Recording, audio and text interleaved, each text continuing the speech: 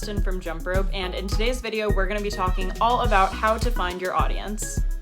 The first step is to really understand your ideal customer, and it actually helps if you think through what their lifestyle is actually like. What are their likes and dislikes? What are their pain points or things that they struggle with? Do they live in a city or a suburb? Think about their age and anything else that can help identify them.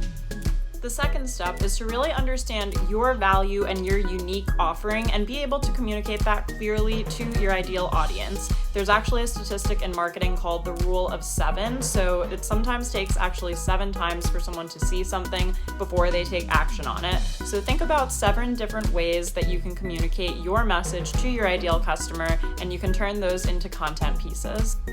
Next up is doing a lot of research, and if you already have an audience, but it's a small one, go into your analytics and try to figure out who is following you on social media platforms, what their demographic is, their age, their income, and all of those types of things if you can. And if you don't have an audience yet, go out and research what some other brands' audiences look like that you think are similar to yours. You can do this by going to their Instagram account and seeing who's commenting, liking, and engaging with them, or even just asking a few other business owners for some insights.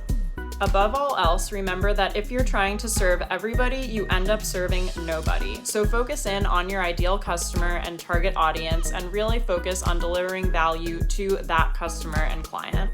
I really hope you found this video useful, and if you have any questions about what we talked about today, feel free to message us right here on the app or send us a DM on Instagram.